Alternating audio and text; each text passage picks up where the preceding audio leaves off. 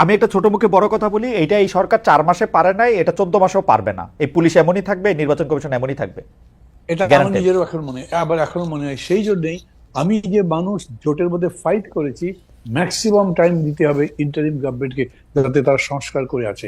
সেই আমি এখন বলছি 1.5 বছর 2 বছরের মধ্যে কমপ্লিট করে ভোট দেওয়া উচিত। না হলে বেশি দিন থেকে গভর্নমেন্ট আনপপুলার হয়ে যাবে, তখন একটা বিতিকিচ্ছির কাণ্ড হয়ে যাবে। করাই উচিত অলরেডি, সেটা হয়েছে। মান্না ভাই ধন্যবাদ আপনাকে। আমি একটু বেরিসা ফারহানাকে যে প্রশ্নটা করতে চাই, সেটা বেরিসা ফারহানাকে শুনে আমি একটু মান্না ভাইকে একই প্রশ্নের প্রেক্ষিতে শুনতে চাই, যে ঘটনাটা একটু পুরনো। সেটা হচ্ছে রাষ্ট্রপতি শাহাবুদ্দিন চুপ্পু পদে টিকে গেলেন বিএনপির কারণে। আমরা এটা দেখেছি, জুলাই আন্দোলনে পালিয়ে যাওয়া আওয়ামী লীগ ও বিএনপির ইচ্ছা না থাকায় নিষিদ্ধ হচ্ছে না।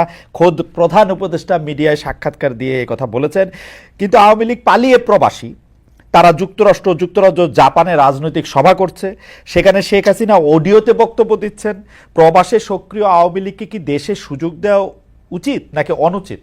আপনার অবস্থানটা আমি একটু শুনতে চাই, এবং একইভাবে মান্না ভাইয়ের অবস্থানটা আমি শুনতে চাই। যে মানে আমরা নেতা বা জনগণের পার্সপেক্টিভটা শুনলাম, আপনাদের পার্সপেক্টিভ একটু শুনতে চাই বেরিসা ফারহানা। আমি কি আগের আলোচনা থেকে প্লিজ হ্যাঁ প্লিজ হ্যাঁ।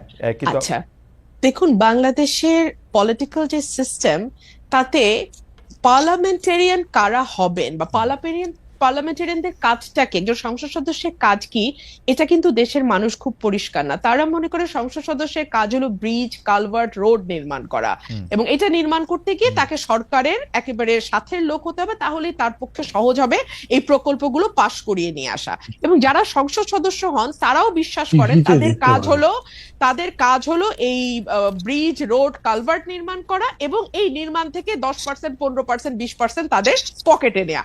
এটা হচ্ছে একটা মিউচুয়াল আনরিটেন এগ্রিমেন্টের মতন, হ্যাঁ, জেন্টলম্যান এগ্রিমেন্ট। কিন্তু আসলে তো একজন সংসদ সদস্যের কাজ সেটা নয়। একজন সংসদ সদস্যের কাজ পলিসি মেক করা, একজন সংসদ সদস্যের কাজ আইন প্রণয়ন করা, একজন সংসদ সদস্যের কাজ সরকারকে জবাবদিহিতার মধ্যে আনা। দেখুন, সংসদের 70 অনুচ্ছেদ সংবিধানের, আমরা যে এটা নিয়ে এত লাফালাফি করছি, আচ্ছা, সংবিধানের 70 অনুচ্ছেদে অনুযায়ী আপনি দলের বিপক্ষে ভোট দিতে পারবেন না। আপনি কি 54 বছরে দলের সমালোচনা করে কোন সংসদ সদস্যকে সংসদে দাঁড়িয়ে বক্তব্য দিতে শুনেছেন? না। কিন্তু বেরিসা ফারহানা, আপনারা তো সংসদের বাইরে ছিলেন 15 বছর, আপনাদের তো 70 অনুচ্ছেদ ছিল না। আমরা কি দেখেছি আপনারা দলের সমালোচনা করে পল্টন ময়দানে বক্তৃতা দিয়েছেন?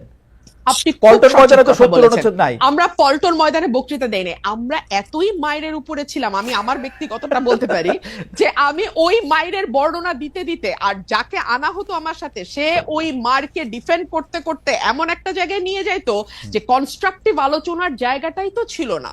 আপনি বলেন তো, সাংবাদিক হিসেবে খালেদ মহিউদ্দিন, গত 15 বছরে, হ্যাঁ, যদি 2 দল নিয়ে এসে বসছেন, কোনো কনস্ট্রাকটিভ আলোচনা সেই অর্থে গঠনমূলক আপনারা কি করতে পারছেন খালেদ ভাই?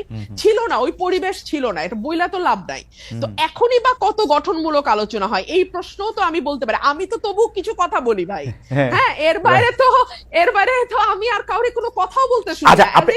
এই অভ্যুত্থানটা হইছে এক পালের জায়গায় আরেক, বিষয়টা তো তার না রে ভাই। রাইট, বেরিসা ফারহানা, আপনি যদি ওইটা একটু বলতেন, যে শেখ হাসিনা যে অডিওতে বক্তব্য দিতেছেন প্রবাসী বিভিন্ন জায়গায়, ওইটা দিয়ে যদি মন্তব্য করতেন। জি, ওইটা নিয়ে আমার মন্তব্য খুব পরিষ্কার। আমরা শুরুতেই শুনলাম যে শেখ হাসিনা দেশ থেকে পালিয়ে গেছে। পালাতে দিল কারা?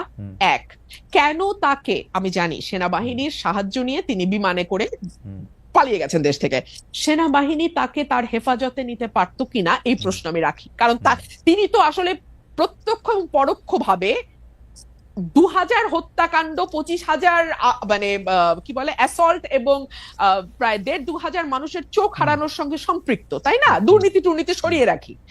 2 হলো 800 সামথিং এর একটা তালিকা নাকি ছিল সেনাবাহিনীর কাছে, যারা তাদের হেফাজতে ছিল। সেই তালিকায় কাদের নাম ছিল এখন পর্যন্ত আমরা জানি না। তারা দেশ থেকে পালালো কি করে, বা আদৌ পালিয়েছে কিনা তাও আমরা জানি না।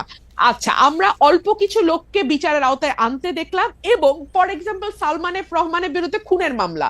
আরে যার বিরুদ্ধে আপনি শেয়ার কেলেঙ্কারি নিয়ে কিংবা ব্যাংক লোপাট নিয়ে বা এস আলমের বিরুদ্ধে ব্যাংক খাওয়া নিয়ে মামলা করতে পারেন, তাদের বিরুদ্ধে আপনি 302-তে গেলেন। মানে যার যেদিকে যাওয়ার কথা না তারটা সেদিকে গেলেন। এতে হয় কি, মামলার মেরিট কমে যায়, জনগণের বিশ্বাস কমে যায়, এবং last but not the least, মানুষ মনে করে ও ওরা তো এখন পাওয়ারে নাই, এখন সব ওদের বিরুদ্ধে ঢালাও মামলা হবে, আবার যখন ওরা পাওয়ারে আসবে তখন এগুলো সব ঢালাও মামলা হিসেবে বাতিল হয়ে যাবে।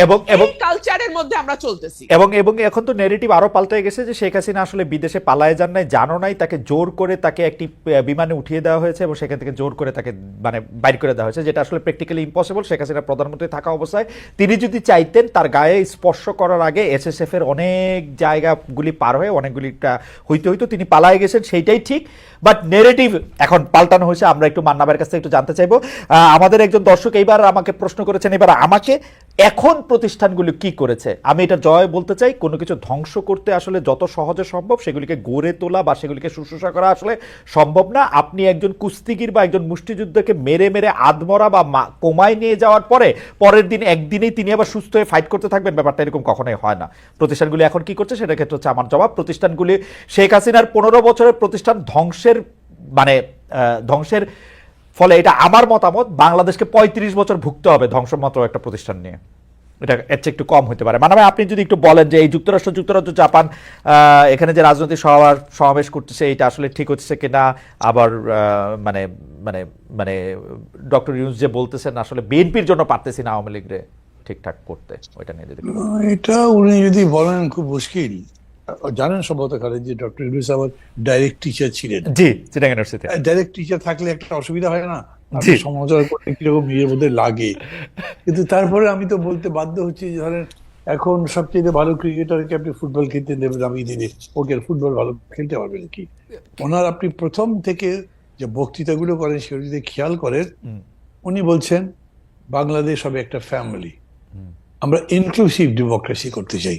এই দুটো কথার কিন্তু কোনো ব্যাখ্যা দেননি, কিন্তু এটার ব্যাখ্যা একটাই দাঁড়ায় যে আপনি এদেরকে অ্যাকোমোডেট করে রাজনীতিটা করবেন। আমি এটাকে খারাপ ভালো কিছু বলছি না, কিন্তু আমি মনে করি it's a huge question from transition from fascism two democracy. কিভাবে যাবে যেটা ডেমোক্রেটিক ওয়ে? ডক্টর ইউনূস সম্ভবত মনে করতেন একটা ডেমোক্রেটিক ওয়েতে যেতে হবে। আমেরিকানরা তো সবসময় তাই মনে করে, গণতান্ত্রিক পদ্ধতিতে এইটা এইটা এইটা এটা করা যাবে না, এগুলো সব বলে। কিন্তু বাংলাদেশটা এরকম যে এত কিছু করবার 15ই আগস্ট আপনি কিন্তু কিচ্ছু করতে দেননি, সেটাই রাইট, এবং এই পর্যন্ত তাদেরকে দিচ্ছেন না, সেটাই চলছে। কিন্তু আপনি বক্তৃতা যেগুলো করছেন এবং সেই ভিত্তিতে সেটা বুঝে, সাগর ভাই তো বলেই দিল, কই তাদের তো ব্যান করি নাই, তাদেরকে তো সমাবেশ করতে নিষেধ করি নাই, চাকরি যেতে যেতে কোনোভাবে বাঁচলো তারটা, উনি পোস্টেড আউট হয়ে গেলেন, মানে আর এক দায়িত্বে চলে গেলেন। তো এই ক্রাইসিসটা আগে বুঝতে হবে। আমরা এই গণতন্ত্রের প্রত্যাবর্তনটা করব যে সেই পদ্ধতি কি, এটা ট্রায়াল এন্ড এরর দিয়ে হতে পারে। আমি মনে করি যতদূর ডেমোক্রেটিক অ্যাটমসফিয়ার রেখে করা যায় সেটা ভালো, আমি এটা প্রেফার করবো। এটা আমার ব্যক্তিগত চয়েস। ডক্টর ইউনূস যদি এটার পক্ষে থাকে আমি তার সাথে আছি, যদি অন্য কিছু বোঝাতে পারবো সেটা বলবেন। কিন্তু আমি মনে করি এইটা করতে গিয়ে আবার উনি মনে করেছেন যে গণতন্ত্রে কি আপনার জরুরি অবস্থা নাই, গণতন্ত্রে কি নিষেধাজ্ঞা নাই, গণতন্ত্রে কি 144 নাই? আছে তো, আপনি এগুলো চর্চা করেই কন্ট্রোল করতে পারতেন। আমরা যখন বলেছি সাইবার সিকিউরিটি অ্যাক্ট সব বাতিল করে দেন, সেটা আমাদের সময় ছিল, কিন্তু এখন সাইবার সিকিউরিটি অ্যাক্ট বাতিল করবার কারণে আপনি শেখ হাসিনার বক্তৃতা বন্ধ করতে পারছেন না, অন্যান্য কাজ করতে পারছেন না। এইখানে ডেফিনেটলি গভর্নমেন্টের স্ট্রং হওয়া দরকার ছিল। কেন? আমাদের দেশ তার অতখানি অভ্যস্ত নয়, অতখানি শিক্ষিত নয়। শেখ হাসিনা আবার বক্তৃতা করছে, তার মানে ওর কিছু হয়নি, তো ঠিকই আছে। কমন পিপল তো এরকম করে ধারণা করে, কিন্তু সাধারণত এরকমই হয়, পড়ে যাওয়ার পরে, পতন হবার পরে, পরাজয়ের পরে তাকে দেখা যায় না জনসমক্ষে। ব্যাপারটা এখন উল্টা হয়ে গেছে, এই জন্য তাদেরকে বলছে স্ট্রেংথ আছে। যদি এরকম হয় যে সুশাসন দিয়ে ডক্টর ইউনূস গণতন্ত্র প্রতিষ্ঠা করতে পারতেন, তাহলে শেখ হাসিনা আর আওয়ামী লীগ দিয়ে ফিরে আসতে পারতেন কিনা সমস্যা। কেন? যে এই 15 বছরে যে দুঃশাসন, লুটপাট যা যা করেছে, তার পক্ষে কোনো ন্যারেটিভ তো তারা তৈরি করতে পারতো না। তারা মানুষের কাছে কি নিয়ে আসবে? আমাকে ভোট দাও, আমি জনগণের পক্ষে আছি, তোমরা আমাকে সমর্থন করো। কেন? এই 15 বছরে আমি এই কাজ করেছি, ওরা ভুল বলছে, এটা তারা বলতে পারবে না। কারণ হচ্ছে জলজান্ত এমন অনেকগুলো উদাহরণ আছে, মানে যেমন তার পিওর যে 400 কোটি টাকা কামাই করছে, অথবা ধরো এই যে 2টা মেট্রো স্টেশন ঠিক করতে লেগেছে মাত্র 100 কোটি টাকার নিচে, উনি বলেছে লাগবে 400 কোটি টাকা। তারপরে কত বড় চোর উনি নিজে, এটা তো বোঝা যাচ্ছে, মানুষ কিন্তু বোঝে। এর ফলে আমি মনে করি এটাও একটা ট্রায়াল এন্ড এরর মেথডে যেতে পারে, কিন্তু তার সাথে সাথে একটা সুশাসন আর একটা হচ্ছে দক্ষ শাসন, যেটা নিয়ন্ত্রণও করতে পারে, যেটা এনার্কি কিংবা ভায়োলেন্সকে কন্ট্রোল করবার মতো ক্ষমতা রাখে। নট ওই যে ছাত্রদের পার্টিদের সেরকম বলে না, কত তাড়াতাড়ি পুলিশটা অর্গানাইজ করতে পারেন, কত তাড়াতাড়ি সবগুলো এজেন্সিকে অ্যাক্টিভ করতে পারেন, কিন্তু গভর্নমেন্ট তো সেগুলো ফেল করছে। ফলে হয়েছে কি, এখন প্রশ্নটা বড় করে তৈরি হয়েছে, তো ওরাই কি আবার ফিরে আসবে? অনেকে ভাবছে এগুলো। এই ভাবনাটাও আপনি একদম মানে মৃত্যু ঘটাতে পারতেন যদি আপনি বাজার দরটা ঠিক করতে পারতেন, আপনি ট্রাফিক কন্ট্রোল করতে পারতেন, জ্যাম কমাতে পারতেন। এবং আবার বলি, এখন তো আসলে পুলিশের ঘুষ টুস তো চলছে ভেতরে ভেতরে, শুরু হয়ে গেছে, খালি পুলিশের মধ্যে না, সিভিল অ্যাডমিনিস্ট্রেশন এগুলো শুরু হয়েছে। এমনি মান্না ভাই, এরকমও তো মানে এটা তো আসলে শোনা কথাই, এই সরকারে যারা আছেন যে উপদেষ্টারাও কি ঘুষ খাচ্ছেন এখন? কথা তো শুনি বাজারে, বাজারে কথা বাজারে শুনি। এখন ধর এই যে আপনাকে যেটুকু আমি বললাম, এটা একটা স্বীকৃতির মতো ব্যাপার হলে বেচারা একটু বিপদে পড়বে, তাদেরকে এটা ফেলতে চাই না, কিন্তু যদি করে থাকে তাহলে এর চাইতে বড় রকম সমালোচনা তো তাদের সামনে পড়তে হবে। কে খাতির করতে যাবে বলেন? তারপরে দৃশ্যমান যদি হয় বিষয়টা তাহলে হবে।